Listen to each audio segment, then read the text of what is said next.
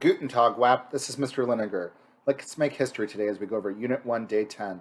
Today we're going to talk about the end of the post-classical era, circa 1450, what civilizations remained and what civilizations fell. But before we do that, let's do the daily punishment. Yesterday, I accidentally swallowed some food coloring. The doctor said I'm okay, but I felt like I died a little bit inside. Died a little bit.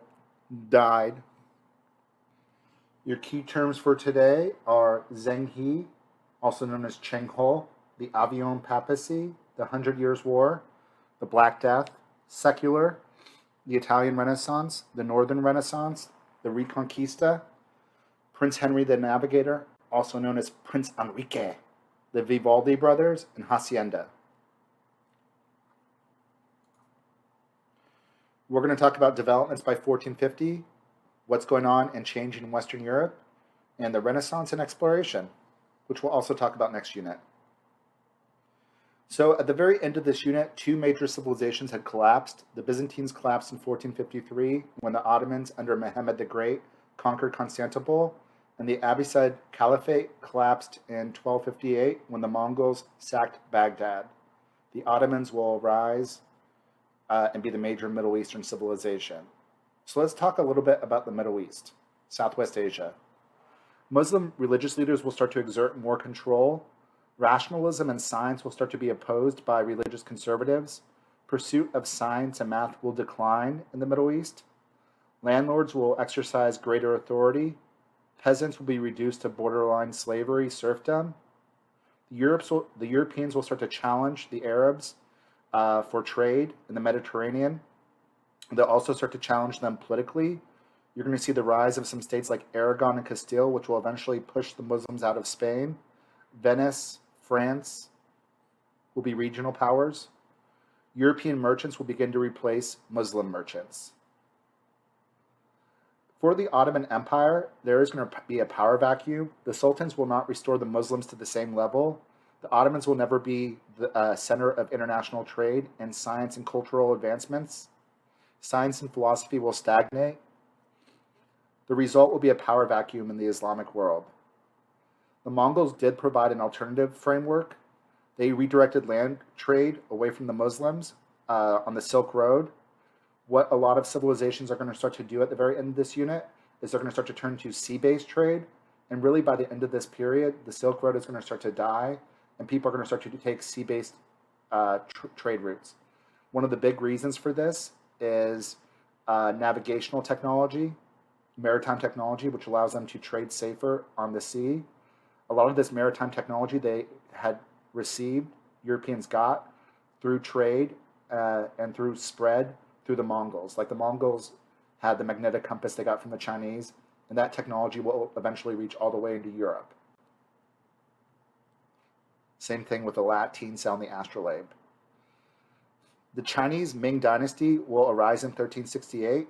The emperor was a peasant, but he's going to lead a rebellion and drive the Mongols out of China.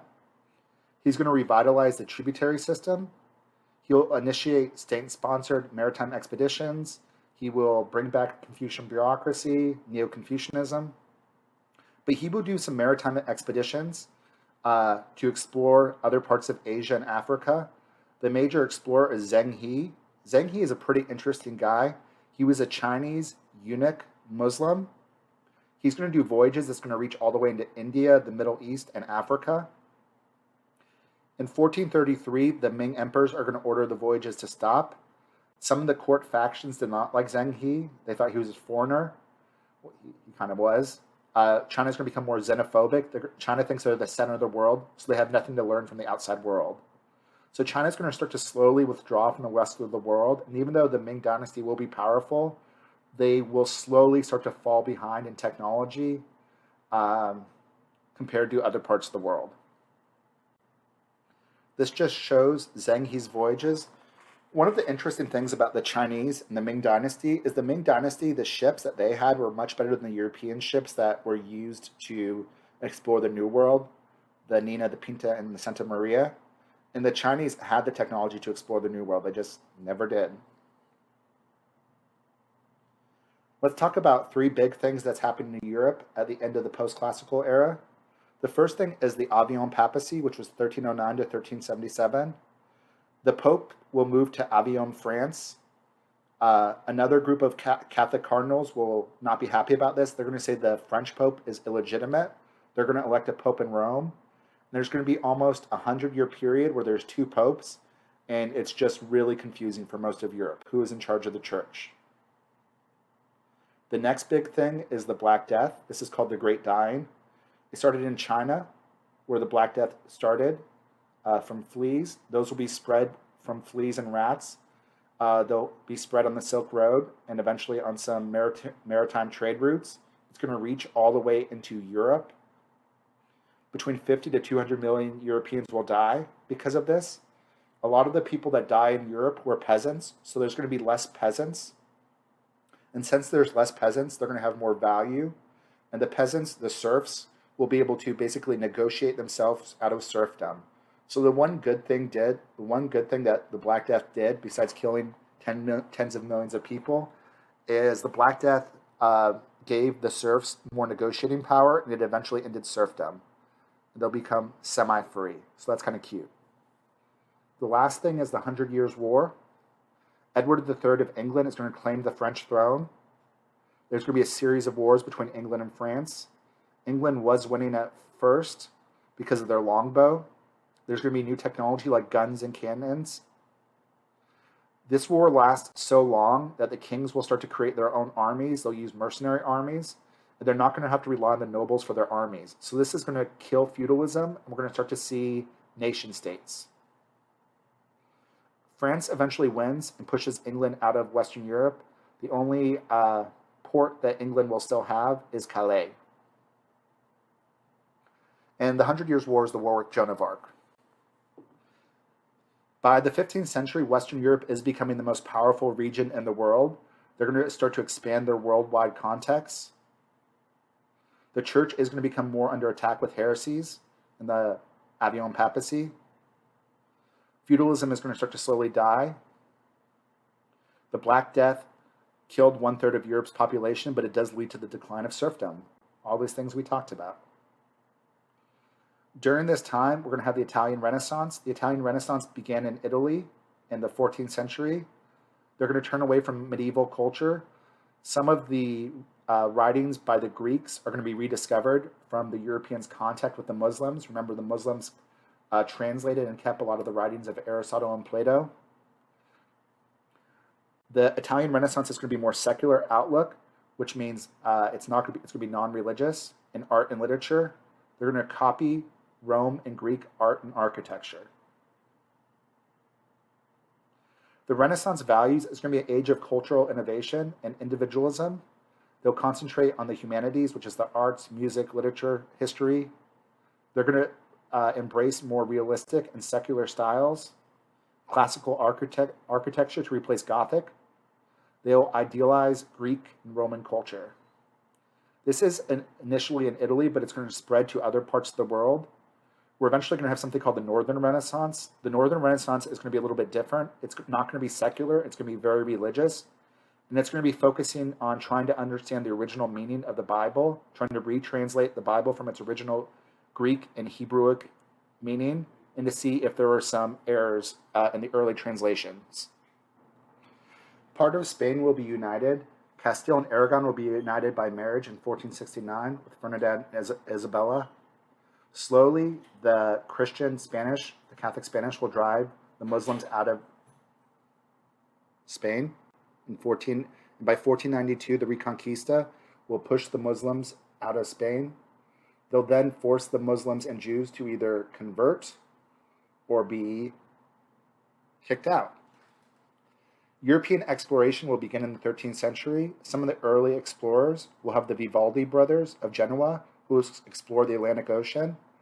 They'll discover the Canary Islands.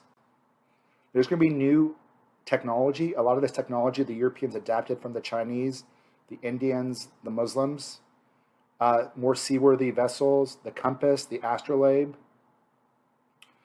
caravel, carrack.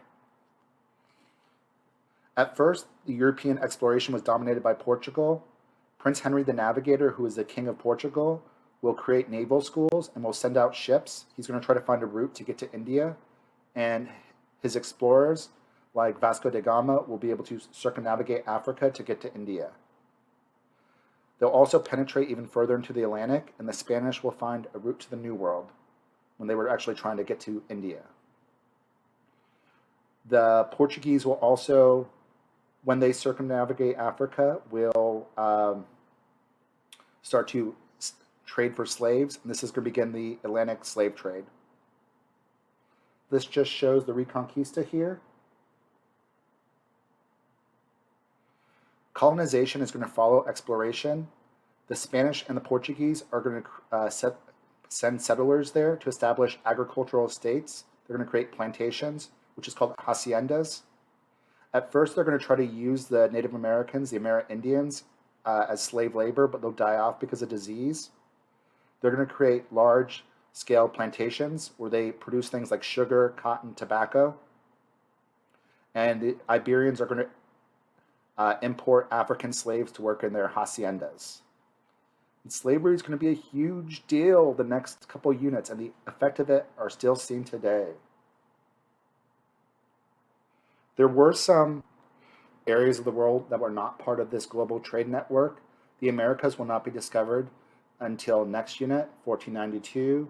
The Spanish will discover the rest of the Americas. Like Columbus is going to discover the Caribbean, and Cortez and Pizarro will discover Latin America in the 1520s and 1530s. Polynesia will not be discovered until the 1800s. Most of sub-Saharan Africa is going to remain unaffected by early expansion. The Europeans will start to take parts of Africa, but it's mostly going to be the coastal areas.